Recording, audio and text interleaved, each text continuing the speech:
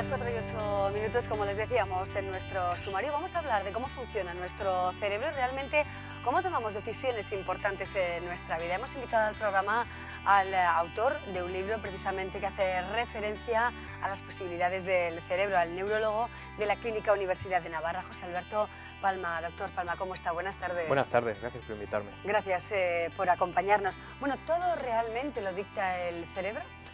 Vamos a ver, todo lo dictamos nosotros. Otra cosa es que el cerebro es la herramienta imprescindible para tomar decisiones. El cerebro es imprescindible también para amar, para disfrutar de una obra de arte.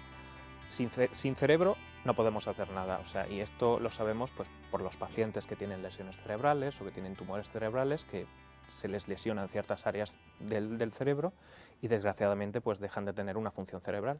Pero eso no quiere decir que sea el cerebro quien lo haga. El cerebro es necesario, pero quien toma las decisiones, quien ama, quien se emociona, somos nosotros. Bueno, realmente es un órgano que nos maravilla, ¿no? Quizás es el órgano más desconocido y encontramos grandes misterios en torno a él y a su funcionamiento, ¿no? Desde luego. Fíjate, tú piensas que en el cerebro hay casi tantas neuronas como estrellas hay en nuestra galaxia, que son 100.000 millones. Pero las estrellas entre sí no se hablan, no se conectan. En cambio, las células de nuestro cerebro están interconectadas por conexiones que se llaman sinapsis. Y si contamos todas las interconexiones, es una estimación, ¿no? Pues estaríamos hablando de 100.000 millones de millones, o sea, una cifra absolutamente astronómica, ¿no? Y esto nos da lugar a una complejidad impresionante y a unos misterios impresionantes, ¿no? Uno de esos misterios es realmente por qué hacemos lo que hacemos o por qué somos como somos, ¿no? Aunque hay otros misterios que también nos fascinan, ¿no? Que es, por ejemplo, el sueño. ¿Por qué dormimos, no? ¿Por qué necesitamos dormir? ¿Y qué significado tienen los sueños, no? Que es a lo que yo me dedico más ahora, ¿no? Y bueno, la investigación, estamos cada vez más avanzando, cada vez más conocemos mejor al cerebro, cómo funciona, y sobre todo nos ha ayudado mucho las técnicas de neuroimagen a este respecto, ¿no? Que nos permiten ver no solo la forma del cerebro, la morfología, si hay alguna alteración, sino también cómo funciona el cerebro, qué áreas se activan cuando estamos pensando una cosa o llevando a cabo una acción o cuando jugamos o cualquier otra circunstancia, ¿no? Claro, a veces bueno, nos preguntamos cómo tomamos las decisiones, por ejemplo, una decisión, comprar un producto u otro, Sí. elegir una pareja u otra, ¿cómo? Pues mira, siempre se ha dicho, y esto seguro que muchos telespectadores lo han oído, que para tomar una decisión buena hay que dejar de lado lo emocional, hay que dejar de lado el corazón y hay que coger una balanza, tomar los pros y los contras, pesarlos y de manera fría y calculadora, entre comillas, tomar la mejor decisión, ¿verdad? Bueno, pues esto es falso, ¿eh? Esto cada vez estamos viendo que no es así, que en el cerebro hay áreas que se encargan de las funciones más racionales, más eminentemente racionales, pero también hay áreas relacionadas con las emociones, con el procesamiento de las emociones, con los sentimientos, y esas áreas también son importantes para tomar decisiones. Y muy brevemente, fíjate, han hecho recientemente un estudio de qué pasa en nuestro cerebro cuando nos ponen una caja de bombones, ¿no? Una caja de bombones que nos gustaría comprar, ¿no? Pues se activa en el cerebro no ninguna área racional, sino un área cerebral que se llama el núcleo accumbens, que está relacionado con el deseo, con el hedonismo en este sentido, ¿no? Luego, cuando nos dicen el precio de algo, se nos activa la ínsula, que está relacionada con el dolor. O sea, primero es deseo, luego dolor. Y entre el diálogo entre las dos áreas cerebrales, una relacionada con el deseo y otra con el dolor, ya tomamos una decisión con las áreas racionales. O sea, hay muy poco racional en esa decisión. Fíjate que cosas más poco racionales como son el placer y el dolor, ¿verdad? Así es. Bueno, hablado del sueño, me gustaría retomar ese tema. ¿Realmente por qué dormimos? ¿Por qué soñamos o no? Hay mucha gente que dice que no sueña, eso no es cierto, todos soñamos, todos tenemos sueños, ¿eh? Otra cosa es que no nos acordemos. Muchos siglos atrás se pensaba que el sueño era como una pequeña muerte, ¿no? que el cerebro se desconectaba, descansábamos y eso pues, nos servía para recuperar energía. No es cierto, en el sueño nuestro cerebro está completamente funcionando, muchísimo además. Y luego lo que sucede es que durante el sueño hay muchísimas fases distintas. Bueno, no muchísimas, hay 4 fases distintas. Hay una que se llama fase REM, que se llama así porque nuestros ojos se mueven muy rápido, que es lo que en inglés se llama Rapid Eye Movement, que es el acrónimo de REM, y el sueño no REM. Podríamos diferenciarlo entre estas dos partes, ¿no? Entre estas dos fases, globalmente. Y tenemos los sueños sobre todo en la fase REM, mientras que en la fase no REM normalmente no soñamos, ¿no? ¿Para qué sirve el sueño, el dormir? No lo sabemos realmente. Tiene relación con lo que he dicho antes, ¿no? Con recuperar energía, bueno, con recargar nuestros depósitos, pero se sabe que esto es muy importante lo que voy a decir, que los sueños, cuando soñamos, nuestro cerebro está almacenando toda la información que ha tenido durante el resto del día y está reorganizando y aprendiendo. O sea, soñamos para aprender. Es como, los informáticos lo entenderán muy bien, es como defragmentar el disco duro, ¿no? Pues reorganizar la información, redefinir las asociaciones y almacenarlo, ¿no? Doctor, en el cerebro hay una zona que determina las emociones, ¿no? Esto nos hace llevar o llegar a pensar un poco cómo se crea la personalidad de una persona, ¿no? Sí, desde luego. Pues mira, la personalidad viene determinada por numerosos factores. Uno de ellos es la genética, evidentemente, ¿no? Nuestros genes, la herencia de nuestros padres, pues las características que tienen nuestros padres, muchas de ellas las heredamos. Pero otra es el ambiente, ¿no? Qué vivencias tenemos, cuál es nuestra biografía, las circunstancias personales de cada uno, eso desde luego tiene que ver con nuestra personalidad. Pero fíjate, se han hecho estudios en gemelos que tienen el mismo material genético y la misma educación y a veces tienen personalidades muy distintas. ¿Y esto por qué? Bueno, pues tampoco se sabe muy bien. Siempre hay algunos factores que no estamos en condiciones de determinar, ¿no? Pero desde luego todo esto configura nuestra personalidad, ¿no? Tanto la genética, el entorno y luego nuestra libertad personal, desde luego. Claro. Doctor, pensemos en el ámbito político, ¿no? Se acaban de celebrar ahora mismo las elecciones americanas. ¿Con qué se vota? ¿Con el corazón? Basándonos en la apariencia física, por ejemplo, en la capacidad de comunicar, en la voz, en el aspecto. ¿Votamos con el cerebro de forma más fría? ¿Qué funciona realmente a la hora de votar? Pues mira, en esto también se han hecho numerosos estudios y volvemos a lo de antes, se vota sobre todo con el corazón. Se vota, tiene mucho que ver, lo que has comentado, la apariencia física. Esto se han hecho estudios muy bien hechos y muy curiosos, ¿no? En donde los candidatos con una mejor apariencia física, que no tienen barba, que están muy bien arreglados, que transmiten una sensación de seguridad, de saber bien lo que hay que hacer ante los problemas, suelen tener más éxito que los otros candidatos que tienen una apariencia menos acorde a estas características que he comentado. Esto por un lado, y por otro lado, no es tan importante el contenido del mensaje, la información, las propuestas, sino cómo se dicen, qué emociones despierta ese mensaje, ¿no?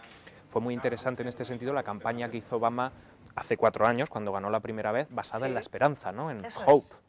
Pues esto arrastró a muchísima gente, y aunque el programa de Obama, si uno lo leyera, sí que tenía propuestas interesantes, ¿no? Pues como el sistema sanitario o alguna otra. Realmente la gente, si uno le preguntaba ¿y por qué vas a votar a Obama? Bueno, pues porque primero que es una persona de color, afroamericana, con lo cual eso tiene mucha implicación en un país como es Estados Unidos, y luego en su mensaje, ¿no? O sea, son dos cosas completamente emocionales, ¿no? Claro. Ahí no hay nada, hay muy poco racional. Por supuesto, luego habrá gente que se lea muy bien los programas electorales de los partidos, pero esos son los menos. Sí. Bueno, vamos a fijarnos en otras situaciones. Vamos a hablar de diferentes personalidades o de conductas, ¿no? Como por ejemplo los psicópatas. Vamos a pensar en ello, ¿no? ¿Una persona nace con esa tendencia? Vamos a ver, los psicópatas se han estudiado también y ¿cuál es la característica del psicópata? Principalmente que no siente ningún tipo de empatía hacia el otro, ¿no? Y tiene esa tendencia a asesinar a la persona. El psicópata comete un crimen, mata a una persona y él no siente absolutamente ningún tipo de remordimiento, ¿no? Y de hecho hay muchos estudios de resonancia magnética funcional para ver si a estas personas les funciona el cerebro de otra manera o de manera distinta o de manera normal a como le funciona al resto de las personas, ¿no? Y parece que efectivamente hay algunas áreas del cerebro que funcionan de manera distinta a otra. Esto no quiere decir que todas las personas que cometen maldades o las personas que sean asesinos tengan una enfermedad, evidentemente no. ¿Pueden dejar de serlo, por ejemplo? Claro, podrían dejar de ser los psicópatas. Bueno, pues esto es una pregunta muy buena, ¿no? Habría que ver si con terapias de sensibilización, que se llaman, o con tratamientos específicos, pues esa tendencia podría cambiar. Si tienen una estructura neuronal ya prefijada para tener esa tendencia a no tener sentimientos, a no sentir empatía, pues va a ser realmente difícil, ¿no? Pero como digo, extrapolar esto a todos los asesinos es complicado, y yo creo que no es así, ¿no? Que en todos los casos hay un componente de libertad personal, desde luego, porque si no, nuestro sistema judicial no tendría sentido. O sea, si una persona comete un crimen y no lo ha hecho porque él quiere, ¿por qué va a ir a la cárcel, verdad? Tendría que ir a un hospital, pero no, como digo, muy probablemente la libertad siempre es el núcleo principal de la mayoría de las acciones, tanto buenas como malas, ¿no? Sí, bueno, hay mil preguntas en el tintero en relación con la conducta, la forma de funcionar, ¿no?, de este órgano como es el cerebro. Nos preguntaban también a través del pinganillo, porque varias personas nos han llamado para formularle alguna cuestión, doctor, y una de ellas, por ejemplo, nos cuestionan, nos plantean si existen o qué sentido tienen los sueños premonitorios. En principio no existen, ¿eh? Se han hecho muchos estudios recopilando la información de los sueños de muchas personas que consideraban que sus sueños eran premonitorios, y luego comprobando si la información que había en esos sueños se cumplía, y se ha llegado a la conclusión de que no tienen ningún poder premonitorio, ¿eh? O sea que en la mayoría de las ocasiones esos sueños pues son resultado de lo que he dicho antes, ¿no?, de vivencias personales que el cerebro de alguna manera reorganiza. Pero en la mayoría de los casos, salvo que sea pues por azar, porque algo acierta, ¿no?, que eso siempre se puede producir, una coincidencia por azar, pero en la mayoría de los casos no hay premonición. Bueno, en nuestro último minuto, los recuerdos y la memoria también. Muy interesante. Siempre se ha pensado que uno, pues la memoria guarda los acontecimientos que ha vivido de manera fotográfica, entre comillas, ¿no?, de manera fiable. Esto cada vez se está viendo que no es así, que los recuerdos vienen modulados por nuestras emociones, las emociones de ese momento, y también por lo que nosotros sabíamos previamente de esa información. De modo que cuando uno intenta evocar un recuerdo, no solo evoca lo que le pasó realmente, sino qué sentimientos tenía él, qué emoción le suscitó aquel momento, y qué pensaba él o qué prejuicios tenía en esas circunstancias, ¿no? Y esto, bueno, puede ser una curiosidad, pero tiene mucha relevancia, por ejemplo, en los juicios, porque cuando a una persona el juez le pregunta a un testigo si se acuerda de lo que pasó o no pasó en un determinado momento, pues hay que tener en cuenta que esa persona pues pudo estar nerviosa, o que no se dio cuenta de algunas cosas, o que él interpretó lo que él vivía de una manera y no de la manera en la que verdaderamente pasó, ¿no? Bueno, interesante sin duda alguna el comportamiento del cerebro, y no tenemos tiempo para más, doctor Palma, pero seguro que seguiremos abundando en otras cuestiones que nos han quedado pendientes, también todo lo que concierne a las enfermedades degenerativas, al Parkinson, al Alzheimer, la demencia senil. Le invitaremos otro día al programa. Fenómeno. Doctor Palma, gracias de verdad. Gracias a vosotros. Hasta luego. Hasta luego. Y nosotros seguimos aquí en Me Importas Tú ahora, y nos interesamos por el tiempo. Nos lo cuenta Carolina Calvo. Adelante, Carolina, buenas tardes. Hola Maya, ¿qué tal? Muy buenas tardes. Seguro que hoy, al levantarte, al salir de casa para venir a trabajar, te has dado cuenta de que las temperaturas se han ido recuperando con respecto a las muy frías que tuvimos ayer por la mañana. Para esta tarde, los cielos de prácticamente todas las zonas de la Comunidad Foral van a estar así de cubiertos, como los que tenemos detrás de nosotros. Nubosidad abundante en muchos puntos de Navarra, y es probable que se den chubascos y precipitaciones, pero que tendrán una irregular distribución y serán de poca importancia. Las temperaturas máximas para esta tarde se espera que estén entre los 10 y los 15 grados. Para mañana viernes 9 de noviembre nos espera un día triste y gris, con cielos nubosos y con también posibilidad de precipitaciones, si bien es cierto que las temperaturas máximas estarán en moderado ascenso, rondando entre los 13 y 18 grados centígrados de media. De cara al fin de semana, pues más de lo mismo, lo siento mucho, pero les tengo que decir que vamos a tener mal tiempo. El sábado por la mañana sí que tendremos un tiempo más estable, pero por la tarde la llegada de un frente que tendrá consecuencias y que traerá lluvia hará que empeore bastante el tiempo. De cara al domingo, el viento del norte hará que bajen las temperaturas y continuaremos también con chubascos y precipitaciones. Así que lo único que se puede decir ante este panorama es que al mal tiempo, buena cara. Está claro, no nos queda otro remedio. A las 4:23, gracias Carolina Calvo. mal tiempo para estos días de asueto. Hacemos una breve pausa y seguimos. Hablaremos de empleo sostenible y de economía verde.